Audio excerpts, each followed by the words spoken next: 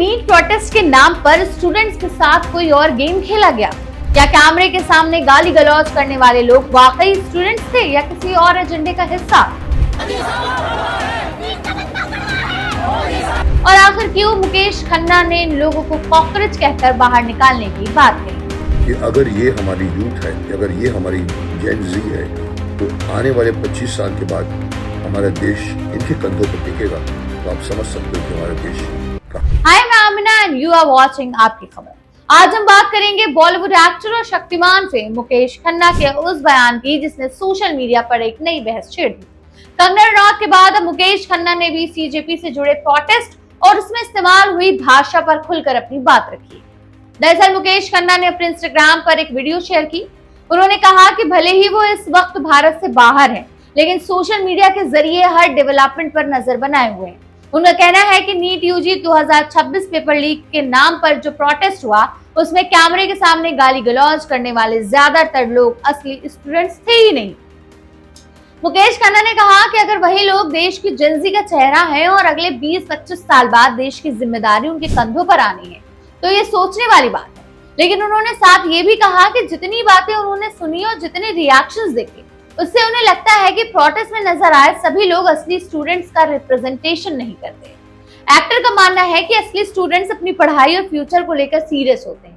जो बच्चे वाकई पेपर लीक से परेशान थे, उनका मकसद इंसाफ पाना था, न कि कैमरे के सामने आपत्तिजनक भाषा का इस्तेमाल करना। मुकेश खन्ना ने यह भी आरोप लगाया कि प्रोटेस्ट में कुछ लोग पॉलिटिकल एजेंडे के साथ शामिल हुए।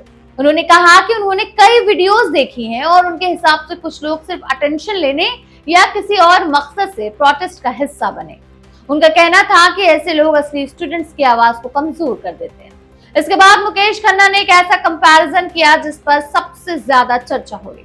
उन्होंने कहा कि उनके हिसाब से ऐसे लोग कॉकरोच की तरह हैं।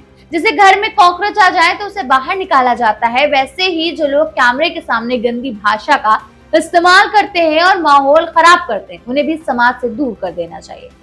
मुकेश खन्ना ने यह भी दावा किया है कि उनके हिसाब से ये सिर्फ स्टूडेंट्स का प्रोटेस्ट नहीं था, बल्कि एक स्पॉन्सर्ड मूवमेंट था। उन्होंने आरोप लगाया कि इस आंदोलन में पैसा लगाया गया और कुछ लोगों को देश का माहौल खराब करने के लिए इस्तेमाल किया गया। हालांकि इस बात के सपोर्ट में उन्होंने कोई सबूत पेश नहीं किया। अपने वीडियो में मुकेश खन्ना ने यूथ को भी एक वार्निंग दी। उन्होंने कहा कि जो भी कैमरे के सामने कुछ बोलता है या करता है, उसका डिजिटल रिकॉर्ड हमेशा के लिए रह जाता है। आज की ये वायरल क्लिप कल किसी की जॉब, करियर या पब्लिक इमेज को इफेक्ट कर सकती है।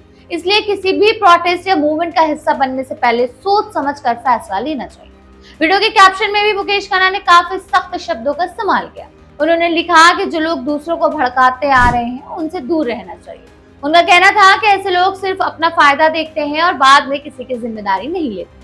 ये पूरा विवाद उस वक्त सामने आया जब कंगना रनौत ने भी प्रोटेस्ट में शामिल कुछ लोगों को गटर छाप कहकर उसकी भाषा की आलोचना की। अब मुकेश खन्ना के बयान के बाद सोशल मीडिया पर फिर से डिबेट होने लगी। कोई सपोर्ट में एज यूजुअल और कोई उनको क्रिटिसाइज कर रहा है। इसी बीच सीजेपी के नेतृत्व में चल रहे नीट यूजी 2026 प्रोटेस्ट खत्म हो चुका है। सरकार की तरफ से कुछ मांगे मानी जानी है और प्रदर्शन से जुड़े कुछ फैसलों के बाद आंदोलन वापस ले लिया गया। अब सबसे बड़ा सवाल यही है, क्या मुकेश खन्ना की बात सही है? क्या प्रोटेस्ट में वाकई बाहरी लोग शामिल थे या फिर ये सिर्फ एक पॉलिटिकल नैरेटिव है? आप क्या सोचते हैं? पूरे मामले पर आपकी क्या राय है? अपनी राय हमें कमेंट सेक्शन में जरूर बताइएगा। वीडियो पसंद आया हो तो लाइक शेयर सब्सक्राइब करिएगा। मिलेंगे आपसे एक और नई वीडियो के साथ। Bye bye.